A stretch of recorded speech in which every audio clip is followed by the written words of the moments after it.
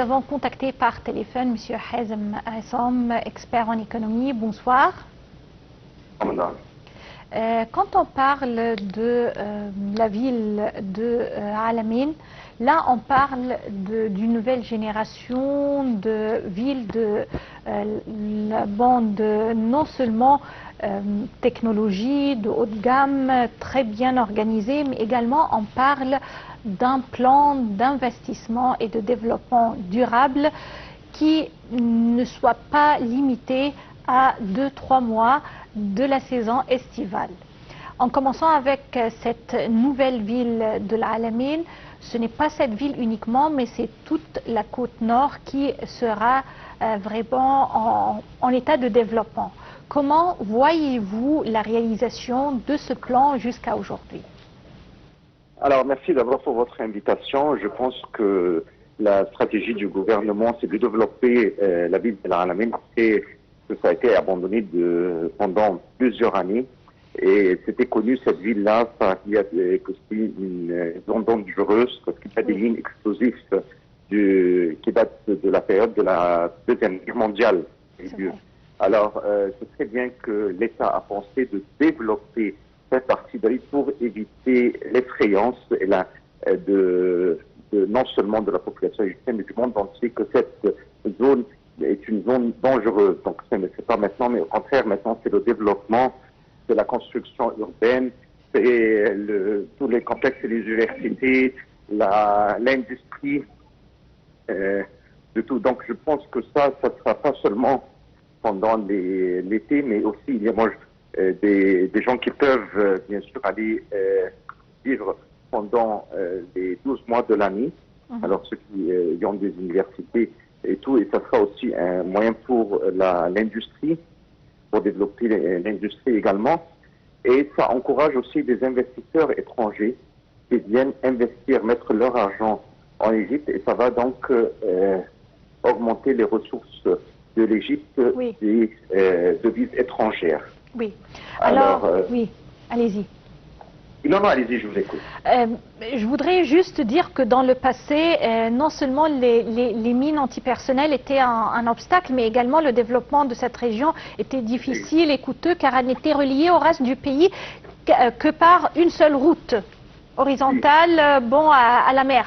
Mais là, on a vraiment un développement de l'infrastructure du réseau routier incomparable dans l'histoire de l'Égypte. Exactement.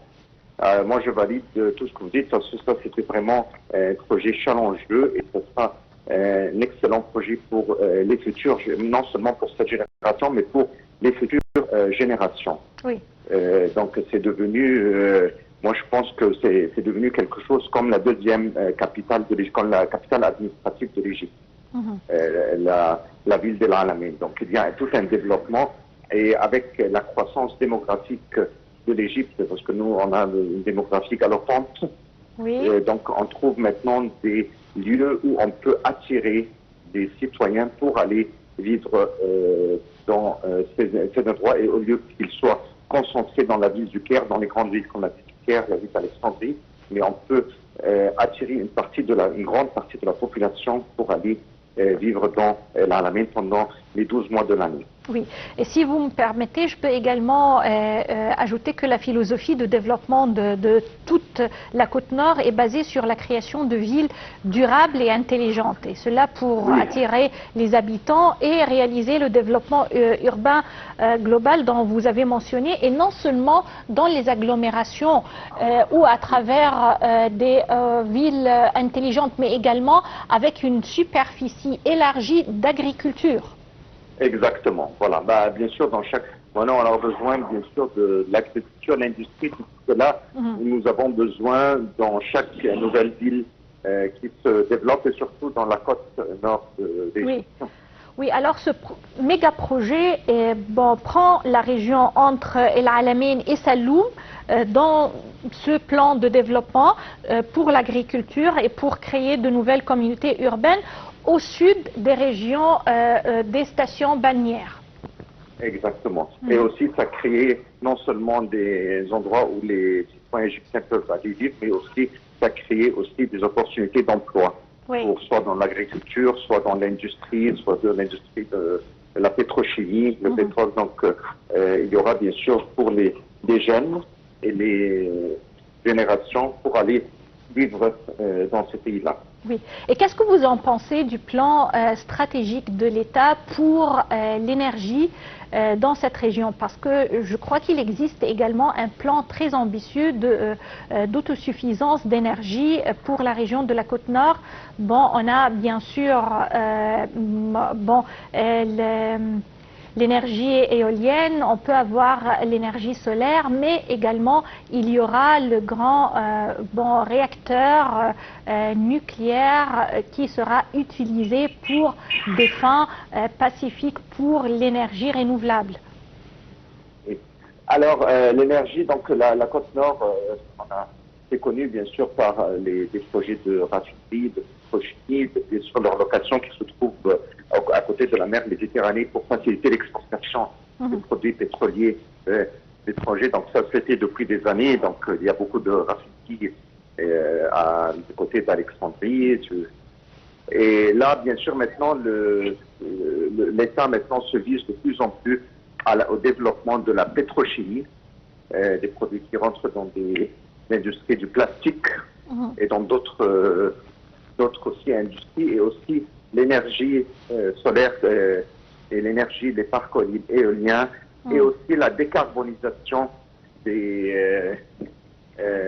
dans les projets les usines de pétrochimie en ce moment.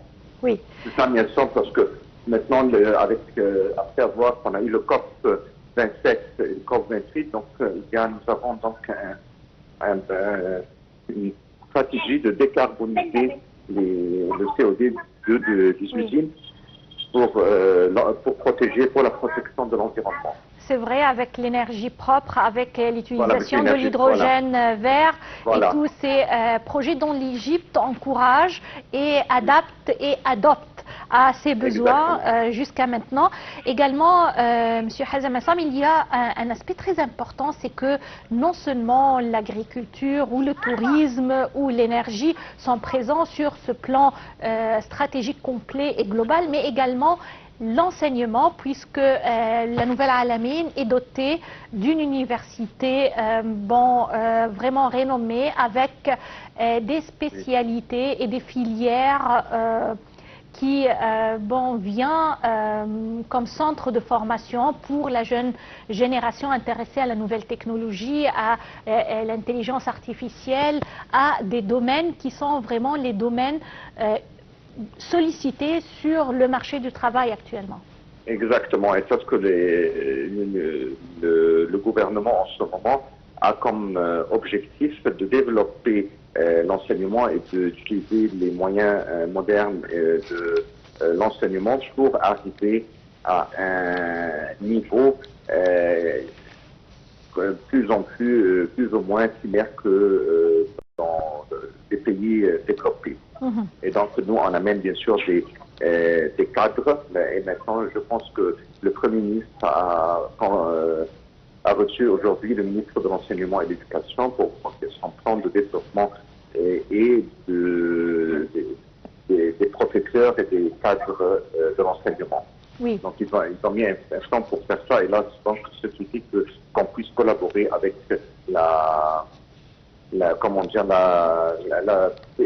le niveau des pays développés.